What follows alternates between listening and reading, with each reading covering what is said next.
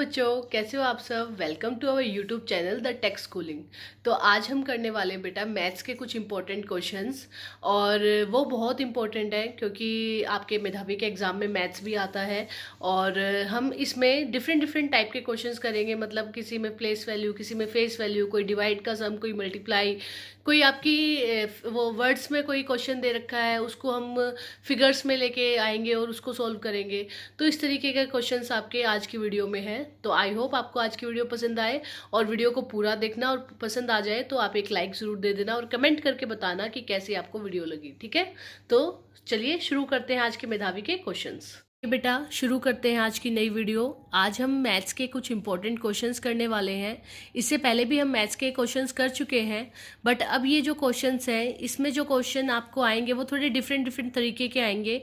इससे पहले हमने वो क्वेश्चंस नहीं किए हैं। हाँ, 2-4 क्वेश्चन रिपीट हो सकते हैं, ऐसा नहीं है, उनकी टाइप रिपीट हो सकती है, बट जो ज़्यादा मेन क्वेश्चंस हैं वो आपके क्या है, नए हैं बिल्कुल। और वो क्वेश्चंस आपको आने ही आने चाहिए, वो आपके मेधावी के एग्ज़ाम में भी और आपके एनुअल एग्ज़ाम में, दोनों के लिए ही बहुत ज़्यादा इंपॉर्टेंट है। तो 4th और 5th क्लास के बच्चे प्लीज़ ये वीडियो बहुत ध्यान से देखना और बहुत अच्छे से समझना, क्योंकि बेस है ये सबका, 4th क्लास का भी और 5th क्लास का भी, और हर किसी के एग्ज़ाम में पूछा जा सकता है इजीली। तो ऐसा नहीं है कि बच्चे नहीं कर पाएंगे या नहीं सीख सकते हैं। तो हर एज के बच्चे इन क्वेश्चंस को देख सकते हैं और उनको सीख सकते हैं। So let's start with the new chapter of Medhavi series related to mathematics questions. तो most important questions of mathematics which are come in Medhavi exam, in our scholarship exam.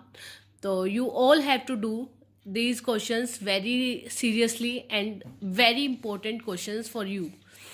तो चलिए आज स्टार्ट करते हैं हमारे क्वेश्चन नंबर 1 से। हमारा क्वेश्चन नंबर 1 है जो मैथमेटिक्स से रिलेटेड ही क्वेश्चन है सारे के सारे। उसका फर्स्ट क्वेश्चन है द स्मॉलेस्ट 4 डिजिट नंबर। हमें यहाँ पे बताना है कि वो 4 डिजिट की सबसे छोटी संख्या कौन सी है। तो वो कौन सी है बेटा, वो है आपकी 1000। ठीक है, ये 4 डिजिट की वो संख्या है जो कि सबसे छोटी है। Question number 2, 5240। ये आपको वर्ड्स में दिया गया है, इसको आपको किस में लिखना है, फिगर्स में लिखना है। तो 5240 को किस तरीके से लिखा जाता है, आइए देख लेते हैं। 5240, देखो 0 का किस पे है आपका, 1s पे, 4 आपका 10s पे, 2 आपका 100 पे और 5 आपका 1000 पे। तो ये हो गया ना 5240 हो गया, आ गया होगा समझ में।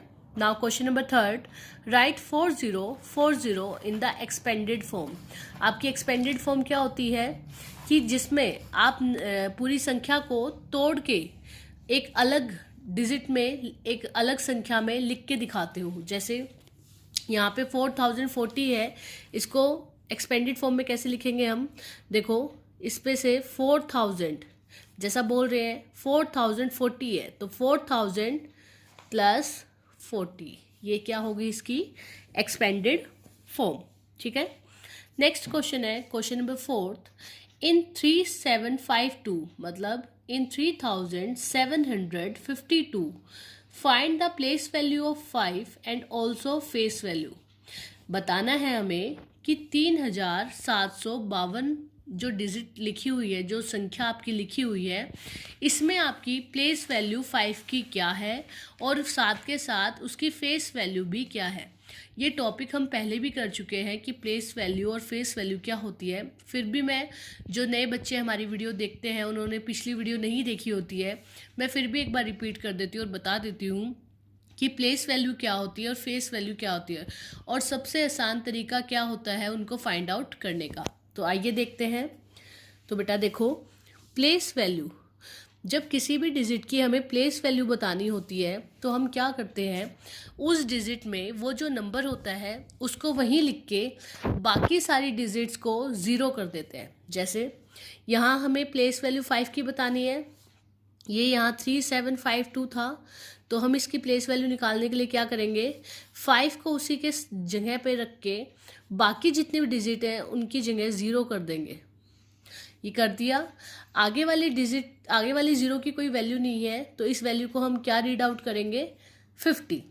और दूसरा तरीका ये भी है, जैसे यहाँ हमसे 5 की प्लेस वैल्यू पूछी थी, तो हम जैसे हमें पता है कि पीछे से स्टार्ट करते हैं वंस से, ये वंस पे है, ये टेंस पे है, ये 1000 पे है, सॉरी 100 पे है, और ये 1000 पे है। तो हमें यहाँ से भी पता चल गया कि 5 की वैल्यू क्या है, टेंस में है, मतलब 5 इंटू में 10, तो क्या आता है 50। तो ये उसकी क्या हो गई, प्लेस वैल्यू। और सबसे आसान तरीका क्या है कि जिसकी भी प्लेस वैल्यू पूछी जाए उस डिजिट को वहीं लिख के सेम एज इट इज़ बाकी सारी डिजिट्स को 0 कर देते हैं, तो हमें पता चल जाता है उसकी प्लेस वैल्यू का। आ गया होगा समझ में। इसी में बात कर लेते हैं फेस वैल्यू की।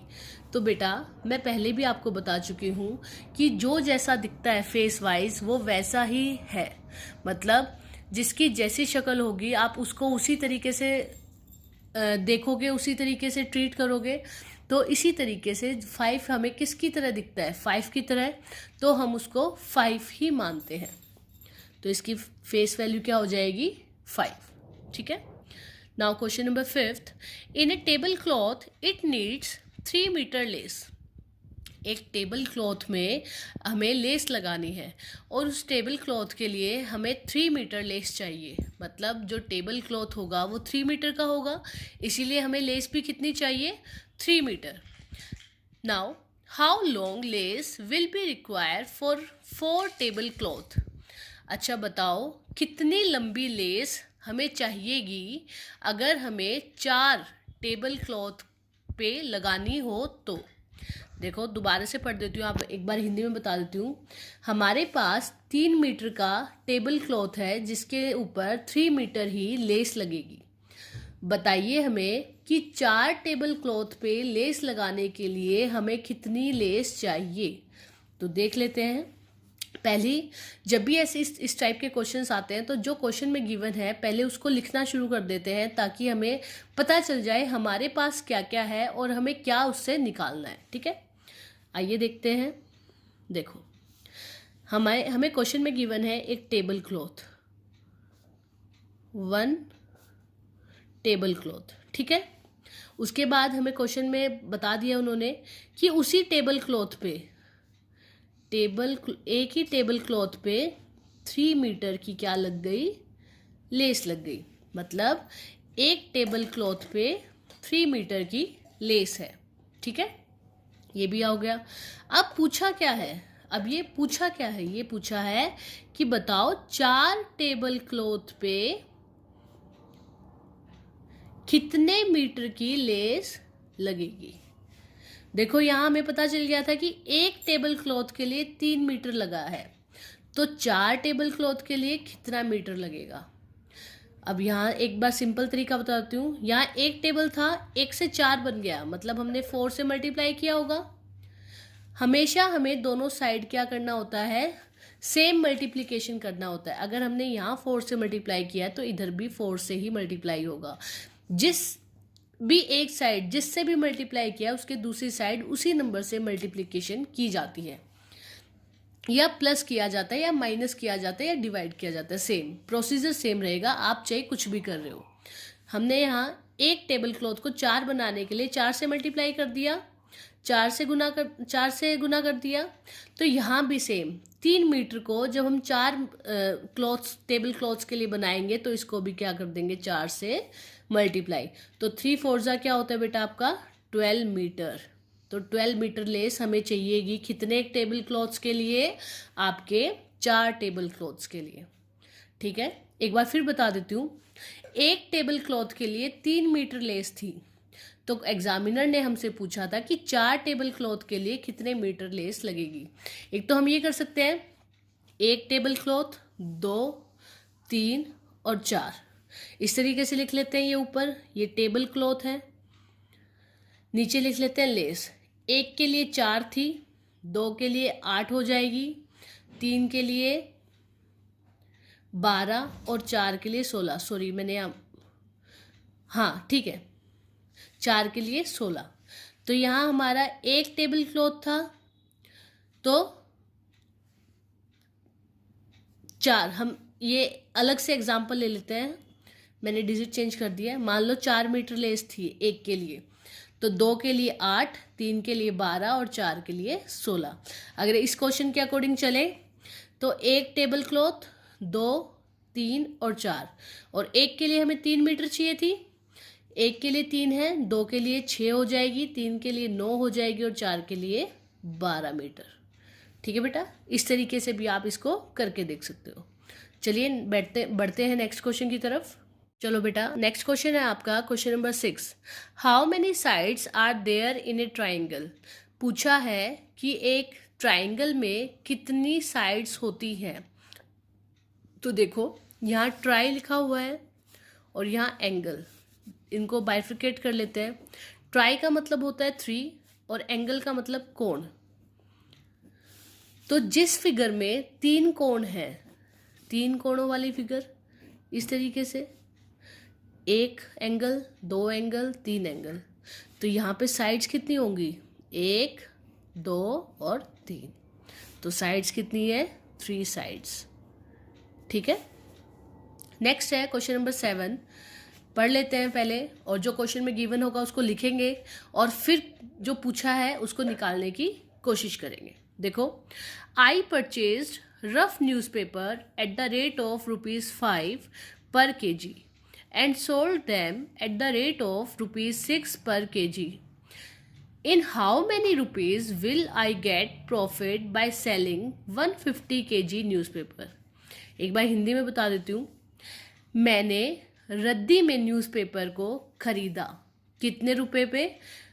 5 रुपये पर केजी खरीदा और उसको बेच दिया 6 रुपये पर केजी। अब मुझे बताओ, हाउ मैनी रुपीज़, मैंने कितने रुपए कमाए एज ए प्रॉफिट, लाभ में, जब मैंने 150 किलो न्यूज़पेपर को बेचा। अब बताओ मुझे कि अगर मैं 150 किलो न्यूज़पेपर बेचूंगा तो मुझे उस पर कितना लाभ होगा, मुझे उस पर कितने रुपीज़ मिलेंगे, प्रॉफिट कितना होगा। ठीक है, तो आइए देख लेते हैं क्वेश्चन में जो जो गिवन है उसको करने की कोशिश करते हैं। देखो, पहले उसने अपना परचेजिंग रेट बताया हुआ है, मतलब उसने किस रेट में खरीदा, उसको बोलते हैं कॉस्ट प्राइस, सीपी। क्या बोलते हैं उसको? Cost price. तो वो कितना है? ₹5 पर केजी। ठीक है। फिर उसने सेलिंग प्राइस बताया कि उसने कितने में बेचा, एसपी बोलते हैं सेलिंग प्राइस, ₹6 पर केजी। ठीक है, ये दोनों चीज़ें मिल गई हमें। अब उसने पूछा कि अगर मैं 150 किलो 150 केजी न्यूज़पेपर को बेचूं, सेल करूं, तो कितना प्रॉफिट होगा, प्रॉफिट कितना होगा। ठीक है, जब 150 किलो वो बेचेगा तो 150 किलो पहले खरीदना होना चाहिए ना, पहले वो खरीदेगा तभी तो बेच पाएगा। तो देखो, 1 किलो का प्राइस था 5 रुपये, 5 रुपीज़, तो 150 केजी का कितना होगा? 5 इंटू में 150, यहाँ 1 को 150 बनाने के लिए 150 से मल्टीप्लाई कर दिया, और मैंने बताया था अगर इधर ये डिजिट से मल्टीप्लाई करें तो इधर भी सेम करना होगा, तो 5 को भी 150 से करेंगे, तो ये क्या आ जाएगा आपका? 750 रुपीज़ आ जाएगा। ये तो हो गया आपका कॉस्ट प्राइस, जितने रुपए में मैंने वो रद्दी का सामान, वो रद्दी न्यूज़पेपर खरीदे। अब बात कर लेते हैं इनको बेचने की। बेचेंगे किस रेट पे? 6 रुपये केजी पे। 1 केजी को अगर 6 रुपये में बेचती हूँ तो 150 केजी को 6 इंटू में 150 में बेचूंगी, कितने रुपए आएंगे? 900 रुपये। कितने आ जाएंगे? 900। ये हो गया हमारा सेलिंग प्राइस।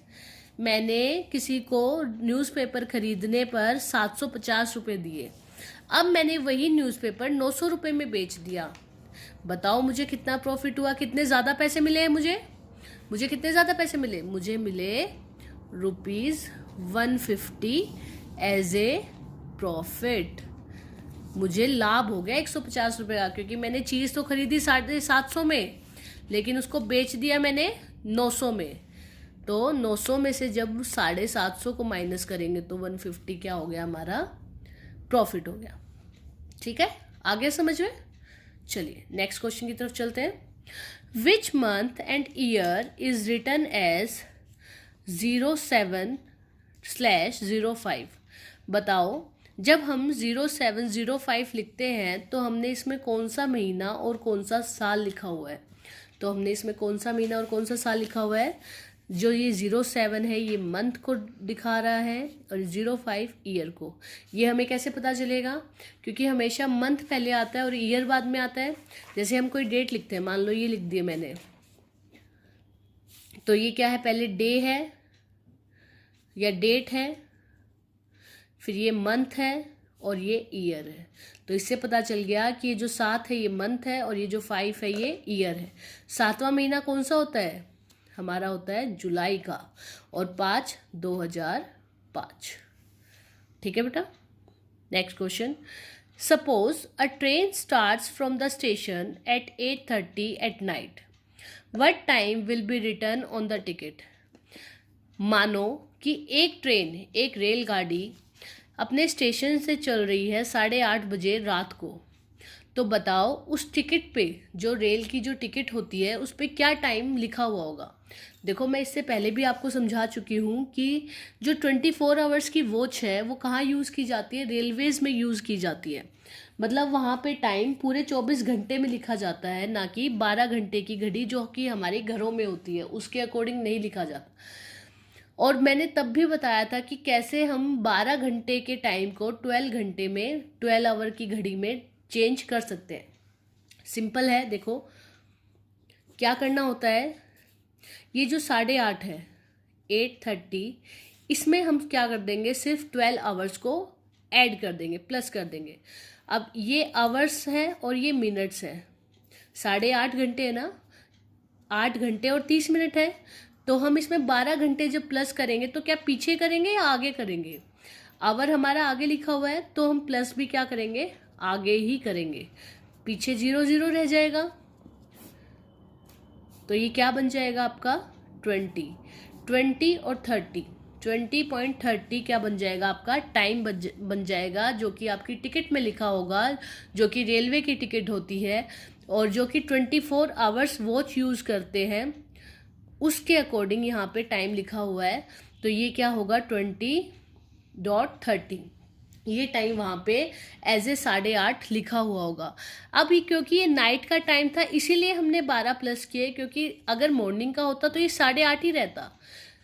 12 तो 12 बजे के बाद हम ऐड करना शुरू करेंगे, इसीलिए हमने यहाँ पे 12 को प्लस कर दिया। जैसे मान लो ये घड़ी है तो उनकी घड़ी में क्या होगा, यहाँ से अगर 1 से शुरू हो रहा है 1 2 3 4 5 6 7 8 9 10 11 12 13 14 15 16 17 18 19 20 21 22 23 24 इस तरीके के होता है। तो जो पहले के 12 हैं वो तो 12 में ही रहेंगे, और जो 12 के बाद जो हम 1 2 3 शुरू करते हैं दोबारा से, उनके में क्या रहता है 12 के बाद 13 14 15 इस तरीके से 24 आवर तक। ठीक है बेटा, आ गया समझ में। और जैसे इस टाइम के पीछे 8:30 के पीछे हम PM लगाते हैं नाइट को शो करने के लिए, लेकिन 24 आवर्स की घड़ी में ऐसा नहीं होता। जब हमने 20.30 लिख दिया है तो इसका मतलब ही क्या है, वो PM की बात कर रहे हैं हम, उसके पीछे हमें PM लिखने की कोई ज़रूरत नहीं है। ठीक है, आगे होगा समझ में। चलिए नेक्स्ट क्वेश्चन देखते हैं। देखो बेटा, नेक्स्ट क्वेश्चन है क्वेश्चन नंबर 10, पढ़ लेते हैं इसको। I have 20 rickshaws, I give each rickshaw for ₹20 per day on hire. How many rupees will I get in a day? देखो हिंदी में बता देती हूँ। I have 20 रिक्शाज, मान लो मेरे पास 20 रिक्शा हैं।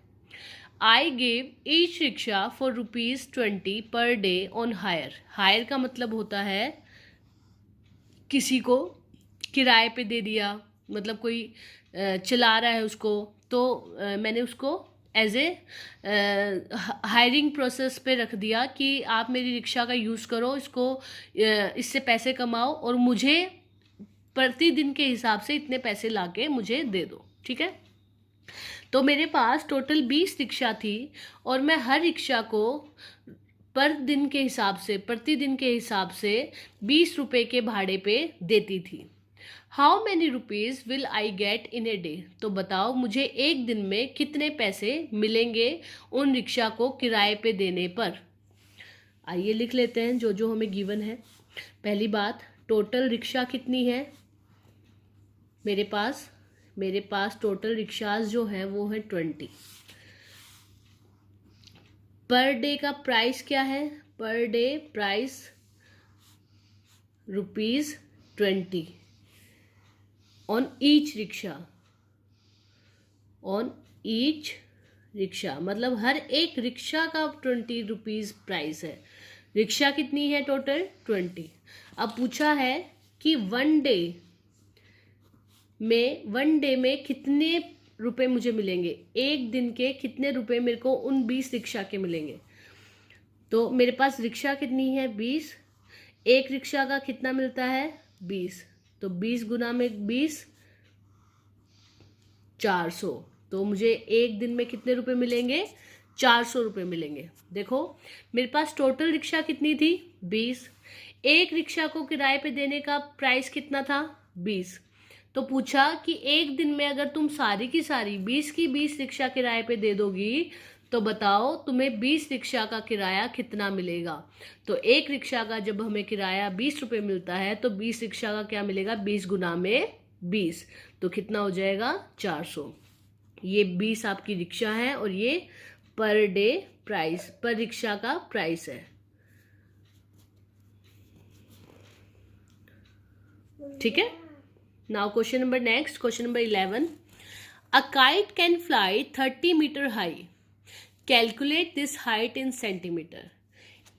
एग्जामिनर ने बताया कि मान लो आप एक पतंग उड़ा रहे हो और वो कितना मीटर उड़ रही है? 30 मीटर ऊपर उड़ रही है। तो बताओ ये जो हाइट है उसकी काइट की वो सेंटीमीटर में कितनी होगी। चलिए देख लेते हैं। अब पहले बात करते हैं 1 मीटर में कितने सेंटीमीटर होते हैं। तो आपके 1 मीटर में बेटा 100 सेंटीमीटर होते हैं, ठीक है। पहली बात क्लियर हो गई। अब हमसे कहा है कि जो काइट है वो कितना मीटर, काइट की हाइट क्या है?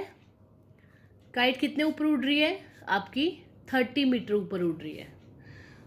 अब ये पूछा है कि इसको जब सेंटीमीटर में लिखेंगे तो ये कितनी होगी।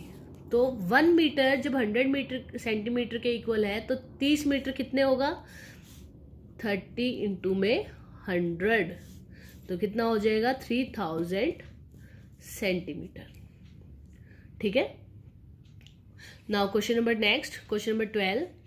The length of a field is 700 metre and breadth is 500 metre. What is its parameter? देखो पहले बता देती हूँ, हिंदी में बता देती हूँ। एक खेत की लंबाई 700 मीटर है और उसकी चौड़ाई 500 मीटर है। तो बताओ उसका परिमाप क्या होगा। जो उसकी बाउंड्री लाइन है उसको अगर पूरा नापे तो वो एरिया, वो परिमाप वो कितना निकल के आएगा, वो बाउंड्री लाइन कितनी निकल के आएगी। देखो मान लो मेरे पास ये खेत था जिसकी ये ब्रेड्थ है और ये लेंथ है। ये लेंथ बताई हुई है मैंने कि ये 700 मीटर लंबी है और ये ब्रेड्थ बता दी मैंने कि ये 500 मीटर लंबी है। और पूछ लिया कि ये बाउंड्री लाइन, ये जो पूरी बाउंड्री लाइन है ये कितनी होगी।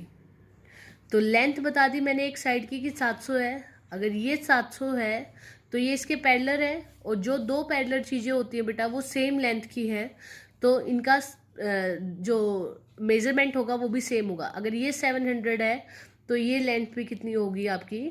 700 मीटर।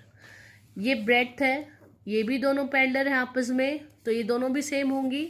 अगर ये 500 है तो ये ब्रेड्थ भी कितनी होगी? 500 मीटर।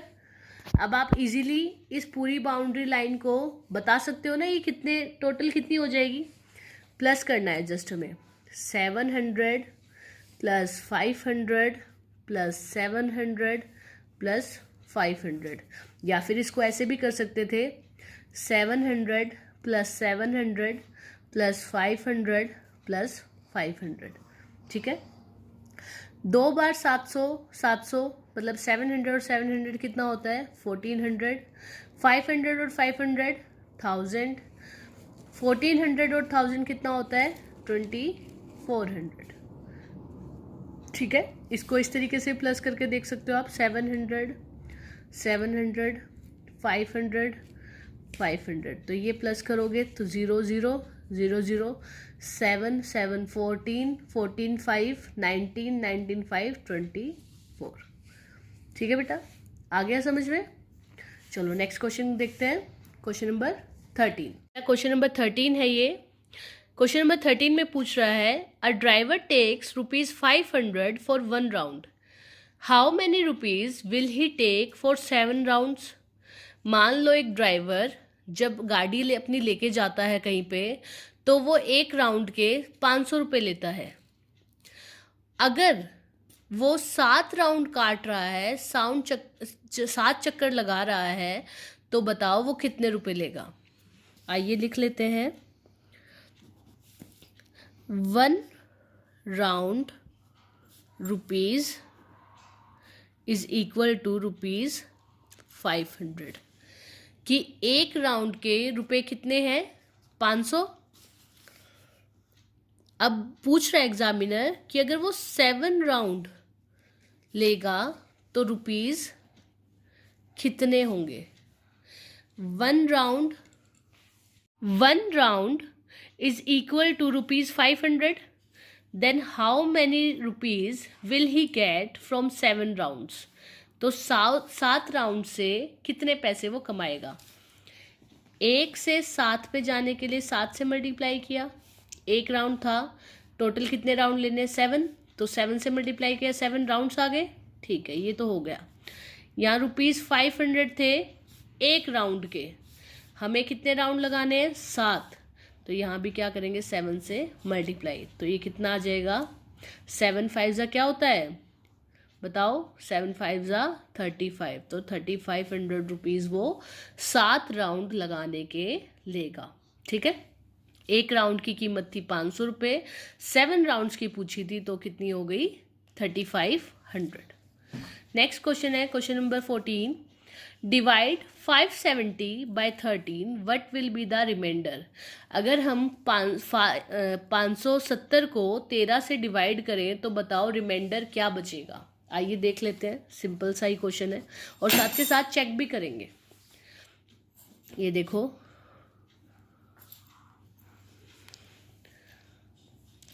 अब यहाँ पे हम 13 का टेबल लिखेंगे पहले, क्योंकि हमें 13 से डिवाइड करना है, तो 13 का टेबल लिखेंगे। 13 1 13, 13 2 26, 13 3 39, 13 4 52, 13 5 65, 13 7 13 6 78, 13 7 91, 13 8 104, 13 9 117 और 13 10 130। ठीक है, अब देखते हैं 13 के टेबल में 5 आता है, नहीं आता, तो हम 2 डिजिट लेंगे। 13 के टेबल में 57 आता है, देख लेते हैं, नहीं 57 नहीं आता, लेकिन जस्ट 57 से जस्ट छोटा क्या आता है 52 आता है। किस पे आता है आपका 4 पे, यहाँ 4 यहाँ 52, आपस में माइनस करेंगे, 7 में से 2 गए, 5 बचा, और ये 5 में से 5 0। ठीक है, अब ऊपर से कैरी उतार लेते हैं, 0 जो बच गई थी 0 उतार ली। क्या 13 के टेबल में 50 आता है, देख लेते हैं, नहीं आता, लेकिन 13 के टेबल में 50 से जस्ट छोटा क्या आ रहा है 39, किस पे 3 पे। इसको माइनस करेंगे, क्या 0 में से 9 जा सकता है, नहीं, कैरी लेंगे इससे, यहाँ 4 रह जाएगा, यहाँ 10 हो जाएगा, ये 10 में से 9 गए, बचा 1, 4 में से 3 गए, बचा 1, तो ये क्या बच गया 11। क्या 13 के टेबल में 11 आता है? नहीं, इससे छोटा भी नहीं आता क्योंकि ये खुद में छोटा है। 13 सबसे छोटी डिजिट है अपने टेबल में, तो ये क्या हो गया आपका, बच गया ये रिमाइंडर। ठीक है, अब इसको चेक कर लेते हैं क्या ये हमने जो सॉल्व किया है क्या ये बिल्कुल ठीक किया है। हम इसको डिवाइजर को इसको क्वोशंट को डिवाइड करेंगे इससे। 13 मल्टीप्लाई बाय 43 प्लस में 11, ये होता है हमारा कि इनको आपस में मल्टीप्लाई और प्लस में रिमाइंडर। ठीक है, जब हम 13 को 43 से मल्टीप्लाई करें, देखो 3 3 ज़ा 9, 3 4 ज़ा 12, 1 3 ज़ा 3, 1 4 ज़ा 4, 9 5 और 5, ये हो गया 5 5 9। अब इसमें प्लस कर देंगे 11। जब 5 5 9 में 11 प्लस करते हैं तो देखो 1 और 9 10, ऊपर कैरी 1, 6 और 7 और ये 5 का 5, क्या 570 आ गया? जो आपका डिविडेंड था वो आ गया? यस, वो आ गया। तो ये आंसर क्या हो गया हमारा, करेक्ट हो गया। नाउ क्वेश्चन नंबर आपका नेक्स्ट है question number 15। How many hours are there in a week, कि एक हफ्ते में कितने घंटे होते हैं। चलिए देख लेते हैं। पहले बात करेंगे एक दिन में कितने घंटे होते हैं। 1 day is equal to 24 hours. ठीक है, वीक में कितने डे होते हैं? आपके वीक में कितने डे होते हैं? 7 डेज होते हैं। एक हफ्ता कितने दिन मिला के बनता है? 7 दिन मिला के बनता है। तो एक हफ्ते में जब 7 दिन है तो 7 दिनों में कितने घंटे हैं वो बताने। एक से हमने 7 किया मल्टीप्लाई बाय 7, तो यहाँ भी 24 को 7 से मल्टीप्लाई कर देंगे तो हमारे घंटे आ जाएंगे कि 7 दिनों में कितने घंटे। 7 4 ज़ा 28 का 2 कैरी, 7 2 ज़ा 14, 15 16, तो हमारे एक वीक में कितने घंटे हो जाएंगे? 168 आवर्स हो जाएंगे। ठीक है, now question number next, question number 16। Is 50 number is even और ओड। अब आपको ये पता होना चाहिए बेटा कि इवन नंबर्स कौन से होते हैं और ओड नंबर कौन से होते हैं। तो जो हमारी इवन नंबर जो सम संख्याएं होती हैं और जो ओड नंबर जो विषम संख्याएं होती हैं वो कौन कौन सी होती है। इवन नंबर वो नंबर होता है जो 2 से पूरा डिवाइड हो जाए, जो 2 से पूरा पूरा डिवाइड हो जाए, और जो 2 से डिवाइड ना हो वो आपका विषम संख्या। ठीक है, हम एक को याद कर लेते हैं कि इवन कौन सा होता है, जो 2 से पूरा पूरा डिवाइड हो जाए, वो क्या होगा? Even number. और जो 2 से डिवाइड ना हो वो ऑड नंबर। तो 50 को देख लेते हैं, क्या 50 2 से डिवाइड होगा? 2 के टेबल में 5 आता है? नहीं, लेकिन इससे छोटा आता है 2 के टेबल में। 2 पे 4, ये 1 बचा 0। 2 के टेबल में 10 आता है? यस आता है। 5 पे 10, पूरा पूरा डिवाइड हो गया। तो ये क्या है? 50 क्या है हमारी? इवन डिजिट है। क्या है? इवन डिजिट है।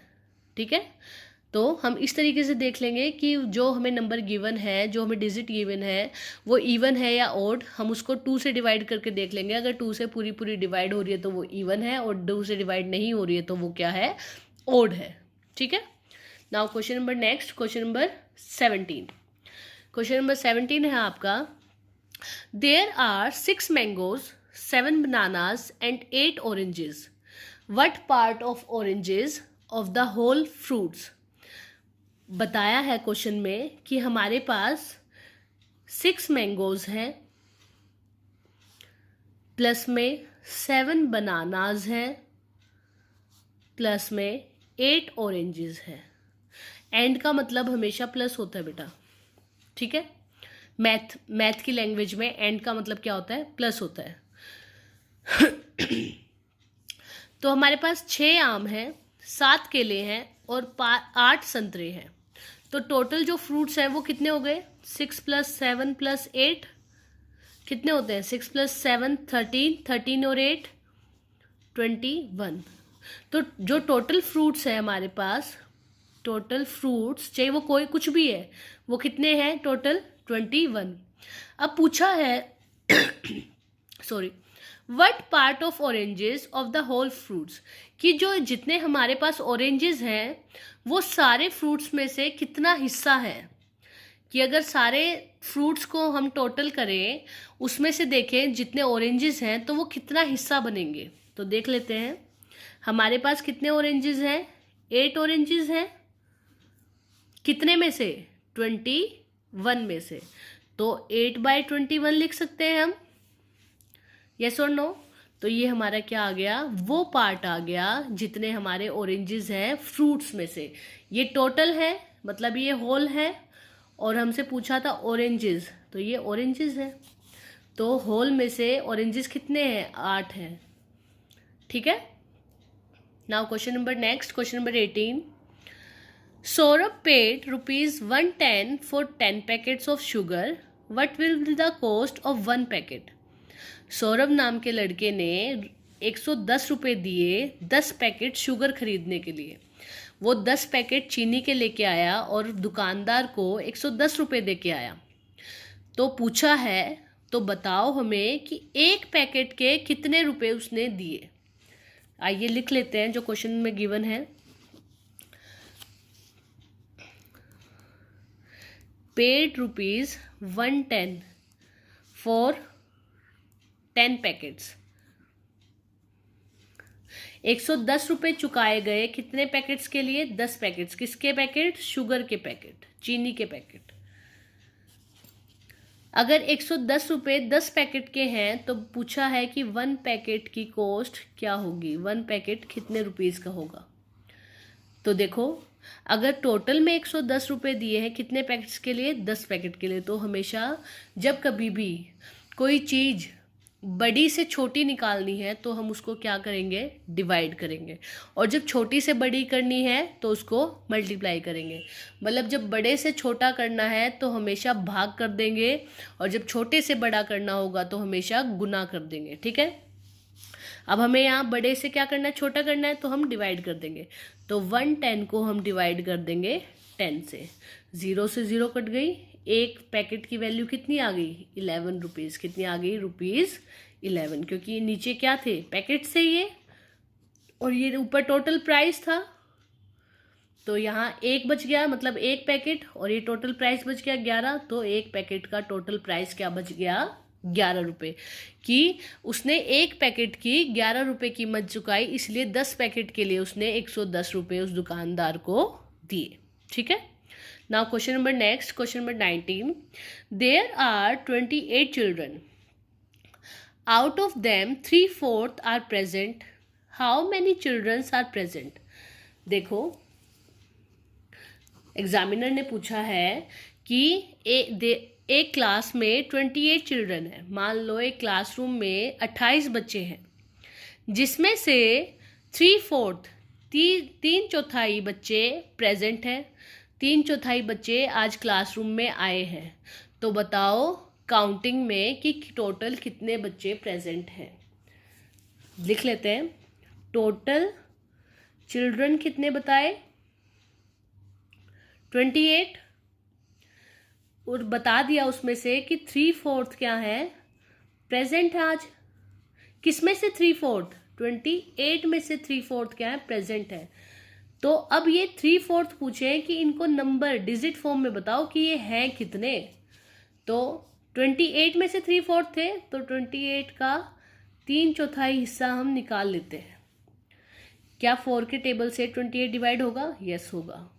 4 1 ज़ा 4, 4 2 ज़ा 8, 4 3 ज़ा 12, 4 4 ज़ा 16, 4 5 ज़ा 20, 4 6 ज़ा 24, 4 7 ज़ा 28। 4 7 पे कट गया 28, और 7 3 ज़ा क्या होता है, 7 1 ज़ा 7, 7 2 ज़ा 14, 7 3 ज़ा 21। तो टोटल कितने बच्चे आ गए, जो 3/4 थे वो है आपके 21। मतलब 28 में से आज कितने बच्चे प्रेजेंट हैं, 21, जो कि कितना हिस्सा है, पूरी क्लास का 3/4 हिस्सा है। अब देखो, इसको सिंपल फॉर्म में ऐसे भी कर सकते थे। 3/4 है, मैंने आपको बता रखा है, जो नीचे होता है वो पूरा होता है, और उस पूरे में से ये ऊपर की चीज़ें होती हैं। तो जो 4 है वो कितने के बराबर है, 28 के बराबर है, क्योंकि टोटल चिल्ड्रन कितने थे, 28। अब पूछा उसमें से 3 हिस्से कितने होंगे। 4 हिस्से अगर 28 हैं तो एक हिस्सा क्या होगा आपका, 7। तो 3 हिस्से हैं, तो यहाँ 3 से मल्टीप्लाई, तो यहाँ भी 3 से, तो ये 3 है, तो ये 21, तो क्या होंगे 21। ठीक है, जैसे भी आपको समझ में आ जाए आप उसी तरीके से अपने क्वेश्चन सोल्व करना। Now question number next, question number 20। Next question है आपका question number 20। The weight of A parcel is 225 gram. What will be the total weight of 5 such parcels? Examiner ने पूछा है क्वेश्चन में कि एक पार्सल, एक जो कुछ भी आप कोरियर करवा रहे हो, मान लो आप कुछ भी अपने रिलेटिव्स के घर भेज रहे हो और वो उसका वेट जो आया है कोरियर के टाइम पे, तो वो कितना है 225 ग्राम। तो बताओ अगर ऐसे आप 5 पार्सल उनके पास भेज रहे हो तो टोटल कितना वेट होगा उन सब का मिला के। तो देखो लिख लेते हैं, टोटल वेट कितना है एक पार्सल का, 1 parcel weight is equal to 225 gram. 225 gram है एक पार्सल का वेट। पूछा है कि अगर ऐसे 5 पार्सल हैं तो उनका टोटल वेट कितना होगा। 5 पार्सल का वेट कितना होगा। एक का कितना है 225, 5 का मतलब छोटे से बड़े के घर, तो मल्टीप्लाई होगा। तो यहाँ से यहाँ पे एक को 5 बनाने के लिए क्या करेंगे, 5 से मल्टीप्लाई कर देंगे, सिंपल। यहाँ 5 से किया तो यहाँ भी सेम किससे मल्टीप्लाई करेंगे, 5 से। 5 5 ज़ा 25 का 2 कैरी, 5 2 ज़ा 10, 10 में 2 प्लस करें 12, 1 कैरी, 5 2 ज़ा 10 प्लस 1 11। तो जो टोटल वेट आएगा वो कितना आएगा 1125 ग्राम। 1125 ग्राम। और इसको अगर केजी में मैं कन्वर्ट करना चाहूँ तो क्या होगा, 1 केजी में कितने ग्राम होते हैं 1000 ग्राम। और यहाँ पे टोटल क्या है 1125। 1125 को एक्सपेंडेड फॉर्म में लिखेंगे तो क्या लिखेंगे 1000 प्लस 125। ठीक है, ये 1000 किसके बराबर होगा 1 केजी के, तो 1 केजी प्लस 125 ग्राम, तो ये क्या वैल्यू आ जाएगी 1 किलो 125 ग्राम। ठीक है, तो ये भी हमने यहाँ पे साथ के साथ सीख लिया कि हम उसको ग्राम को केजी में भी चेंज कर सकते हैं। ठीक है, next question, question number 21। If the cost of 250 gram P is rupees 7.50 rupees, what will be the cost of 1 kg P. P क्या होती है आपकी मटर। मानो आपकी 250 ग्राम मटर का जो प्राइस है वो 7.5 रुपये है, 7.50 रुपीज़ है। तो बताओ 1 किलो मटर आपको कितने रुपए में मिलेगी। लिख लेते हैं 250 ग्राम ऑफ पी रुपीज़ कितने में है 7.50 रुपीज़ में। पूछा है 1 किलो ऑफ पी कितने में है, कितने में मिलेगी। 1 किलो यहाँ ग्राम में है, यहाँ भी ग्राम में करते हैं। 1 किलो में कितने ग्राम होंगे 1000 ग्राम। यहाँ 250 ग्राम से हमें 1000 ग्राम बनाने हैं। तो देखो 250 फिर से 250 करेंगे तो रुपीज़ ये भी 7.50 की आएगी। फिर अगेन 250 तो ये भी रुपीज़ 7.50 की। अगेन 250 तो ये भी रुपीज़ 7.50। इन चारों को प्लस करूँगी तो 1000 ग्राम हो जाएगा। जो 1000 ग्राम को हम क्या बोल सकते हैं 1 किलो भी बोल सकते हैं। इन चारों को प्लस करने पे मेरा 1 केजी आ गया, मतलब हमें जो निकालना था वो आ गया। तो जब इनको प्लस करूँगी तो इन सबको भी प्लस करूँगी। जब केजी बराबर हो जाएगा तो जो प्राइस हमें चाहिएगा वो भी आ जाएगा, ये भी प्लस करने पे इजीली आ जाएगा। तो आइए इसको प्लस कर लेते हैं। 0 का 0, 5 10 15 20 का 0 और 2 ऊपर कैरी और ये बीच में पॉइंट। 7 1 जा 7, 7 2 जा 14, 7 3 जा 21, 7 4 जा 28, 28 में 2 प्लस करें तो 30। तो 1 किलो मटर आपको कितने रुपए में मिलेगी 30 रुपए में मिलेगी।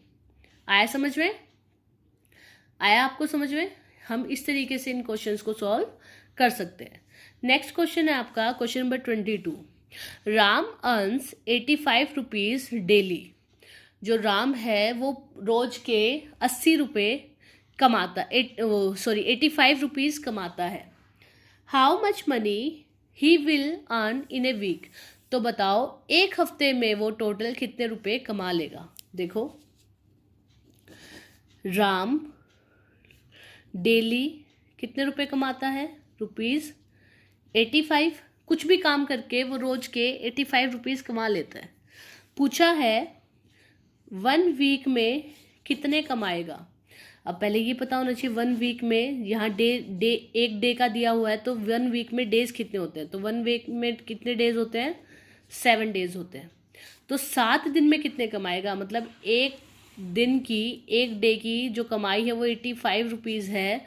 तो 7 दिन की कितनी होगी। यहाँ एक को 7 बनाने के लिए क्या किया, 7 से मल्टीप्लाई, और यहाँ भी क्या कर देंगे फिर 7 से मल्टीप्लाई। 7 5 जा 35 का 3 ऊपर, 8 7 जा, बताओ क्या होता है, 7 7 जा क्या होता है 49, 7 8 जा 56, 56 में 3 प्लस करूँगी तो 59 रुपीज़। मतलब राम अगर रोज के 85 रुपीज़ कमाता है तो एक हफ्ते में मतलब 7 दिन में वो कितने रुपए कमा लेगा, 595 रुपये। ठीक है। और जब भी बड़े से जब छोटे से जब बड़ा बनाते हैं तो हमेशा मल्टीप्लाई करते हैं। तो ये छोटे से हमने बड़ा बनाया तो हमेशा मल्टीप्लाई, ठीक है, और बड़े से छोटा बनाएंगे तो डिवाइड। नेक्स्ट क्वेश्चन है question number 23। 1 kg potato cost ₹18 only. What will be the cost of 1/2 kg potato? Question में पूछा है कि मान लो 1 किलो पोटैटो, 1 किलो आलू आपको 18 रुपये के पड़ते हैं। तो बताओ आधा किलो आलू आपको कितने रुपए के पड़ेंगे। सिंपल है, वैसे तो ओरली भी कर सकते हैं लेकिन फिर भी मैं आपको बता देती हूँ। 1 kg का प्राइस है ₹18। पूछा है हाफ के जी, हाफ के जी कितने का होगा। 1 kg 18 रुपये, तो 1 kg का आधा पूछा है तो इसका भी आधा करेंगे। इसको 2 से डिवाइड कर दिया, जब बड़े से छोटे के घर गए तो डिवाइड कर दिया, तो इसको भी डिवाइड कर देंगे। तो जब 18 को 2 से डिवाइड करेंगे तो 2 के टेबल में 18 कहाँ पे आता है, 9 पे। तो ये क्या हो जाएगा, 9 रुपीज़। तो जो आधा किलो आलू मिलेंगे वो कितने रुपए में मिलेंगे आपको, 9 रुपये में मिलेंगे। ठीक है। Next, now question number 24।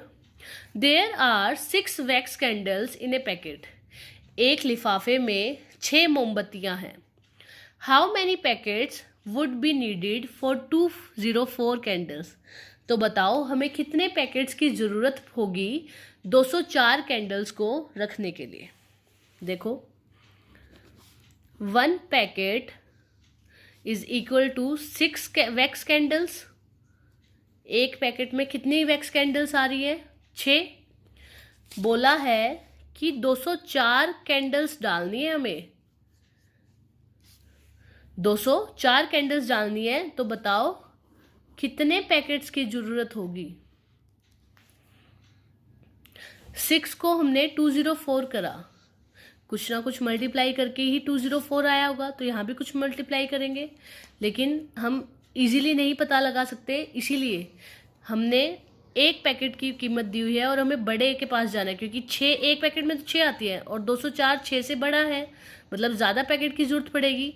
तो हम डिवाइड करेंगे, तो 204 को हम 6 से क्या करेंगे, डिवाइड करेंगे। 6 के टेबल में 2 आता है, नहीं। दोनों डिजिट को लेंगे, क्या 6 के टेबल में 20 आता है, नहीं। छोटा क्या आता है, 3 पे 18, 20 में से 18 गए 2, यहाँ 4। 6 के टेबल में 4 आता है, 24 आता है, यस आता है। 6 4 जा 24, तो ये आ गया 34। तो हमें 34 पैकेट्स की ज़रूरत होगी 204 कैंडल्स को पैक करने के लिए। ठीक है। नाउ क्वेश्चन नंबर नेक्स्ट, और ये लास्ट क्वेश्चन है इस वीडियो का, आज की वीडियो का ये लास्ट क्वेश्चन है मैथ्स से रिलेटेड जो भी हमने वीडियोस बनाई हैं। तो आज की इस वीडियो में ये मैथ्स का हम लास्ट क्वेश्चन कर रहे हैं। आई होप आपको समझ में आ रहे होंगे, और प्लीज़ जो नहीं समझ में आए मेरे को कमेंट डाउन कर देना, मैं आपके क्वेश्चंस का रिप्लाई ज़रूर करूँगी। और अच्छे से वीडियो को देखना, अच्छे से समझना, अच्छे से प्रैक्टिस करना साथ के साथ, ताकि आप ईजिली उन क्वेश्चंस को कर पाओ। तो आइए देख लेते हैं आज का last question, question number 25। There are 52 seats in a bus. एक बस में टोटल 52 सीट्स है, मतलब जिस भी नॉर्मल बस में आप बैठते हो, मान लो उस बस में टोटल 52 सीट्स हैं। How many seats will be in 4 buses? एक बस में 52 सीट्स हैं, तो एग्जामिनर ने पूछा है कि बताओ 4 बसेस में कितनी सीट्स होंगी। सिंपल है, एक बस में जो 52 सीट्स दी हुई हैं तो 4 बसेस की बतानी है आपको कि कितनी होंगी। 4 से मल्टीप्लाई कर दिया यहाँ, तो यहाँ भी सेम 4 से। 4 2 ज़ा 8, 4 5 ज़ा 20, तो 208 सीट होंगी उन 4 बसेस में। ठीक है, मैंने एक बस का बताया हुआ था कि 52 सीट्स हैं, तो 4 बसेस में कितनी टोटल सीट्स होंगी वो हमने निकाल दिया। ठीक है, आई होप आपको आज की वीडियो पसंद आई होगी। आई हो तो प्लीज़ एक लाइक कर देना बेटा, उस लाइक से मुझे बड़ा मोटिवेशन मिलता है। और प्लीज़ कमेंट करके बताना कि वीडियो कैसी लग रही है, कोई डाउट हो तो वो पूछ लेना, और बताना मुझे आगे और कौन सी वीडियो आप देखना चाहते हो, किस सब्जेक्ट से रिलेटेड देखना चाहते हो, तो मैं ट्राई करूँगी उसी सब्जेक्ट पे बनाने की, उसी टॉपिक पे बनाने की। तो थैंक यू फॉर वॉचिंग। अगर पसंद आए और नए सब्सक्राइबर हों तो प्लीज़ सब्सक्राइब कर देना चैनल को, एक लाइक दे देना, और जितना ज़्यादा हो सके उतना ज़्यादा अपना फ्रेंड्स और फैमिली के साथ इसको शेयर करना। Thank you for watching, bye bye.